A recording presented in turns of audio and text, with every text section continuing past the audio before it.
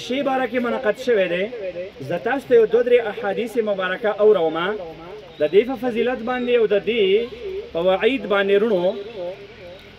جابر رضی الله عنه هغه صحابي دی،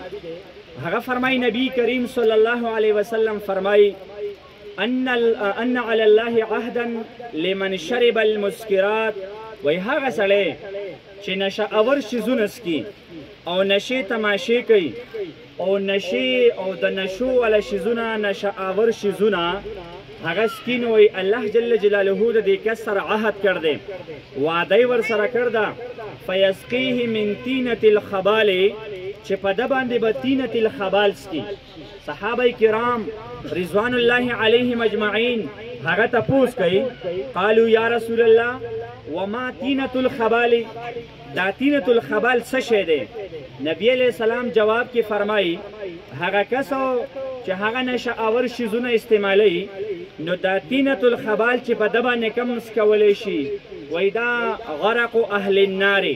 وای دا د جهنمیانو د جسمونو چې کومه خوله روانه وي هغه خوله هغه په دې نشیانو باندې په آخرت کې سکولی شي، دیوله به دغه عذاب ورکولی شي چې څوک نشه آور شیزونه استعمالوي. نو جابر رضی الله عنه د حدیث کې نبی علیہ السلام فرمایي چې په دیو باندې به دغه تینة الخبال هغه سکولی شي. نو څومره عجیبه خبره ده چې د جهنمیانو هغه خوله د هغې نه به څومره عجیبه بدبوزي، هغه به څومره خطرناکه وي، هغه په خپل عذاب کې چې مبتلا وي نو هغه به یا مالک چغې وي چې یاره مونږ دې عذاب نه خلاص کړي. بیا د هغه خوله په دې نورو جهنمیانو باندې اوس کولی شي نو څومره خطرناک شیز دی رونو. او بیا نبی علیہ السلام فرمایي چې من مات مدمن الخمر، یو سړی په داسې حال کې مړ شو چې هغه شرابو یا په نوره نشه کې مبتلا دی او عادي دی، دا سړی د نشه کې په دغه نشه کې عادي دی، نو وی سقاه الله من نهر الغوطه، وی په ده باندې به الله د غوطې د نهر نه اوسکي. نو اصحابو تپوس وکړو قیل یا رسول الله وما نهر الغوطه، دا نهر غوطه چې کوم دی دا نیر د غوطې دا څه شیز دی؟ نو نبی علیہ السلام ورته جواب کې فرمایي یخرج من فروج المومسات، وی هغه بدکارې زنانه چې هغه دنیا کې بدکاري کړې وه دا نیر د غوطې دا به د هغو د شرمګاهونو نه اوځي او دا به په دې کسانو باندې سکولی شي څوک چې په دنیا کې هغه همیشوالی کو په نشه باندې، نو وی دغه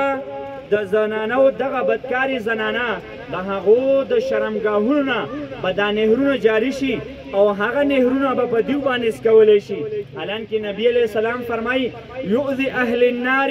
وی دغه ریح فروجهم، وی د هغو د شرمګاهونو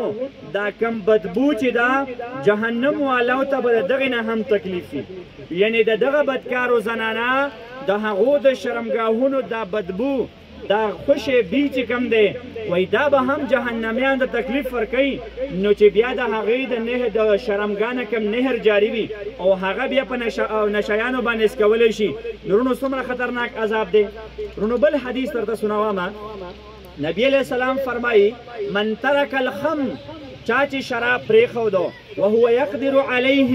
دا سړی په دې خبره قادر دی وسې کېږي چې شراب اسکمه، نو وایي چا چې اسکول د ده دپاره انعام دا دی لاسقینه من،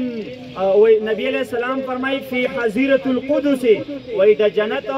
شرابونه او اوبو او دغه مزیدار خوراکونه او هغه مزیدار شربت او اوبو شرابونه هغه به وایي زه په ده باندې اوسکمه. نو څومره عجیبه انعام دی، څومره عظیم شانه انعام دی د دغه سړي دپاره چې نشې والا شیزونه پرېږدي او ورونو په هغې قادر وي او هغه اخیستلی شي. نو نبی علیہ السلام فرمایي چې په هغه باندې به زه د خپل لاس نه په ده باندې د جنت هغه نعمتونه زه په خپله اوسکمه. نو ورونو څومره ښایسته انعامات پې ذکر شوي دي. نو اسلام زما او ستا په هر ځای کې زما او ستا حفاظت کوي.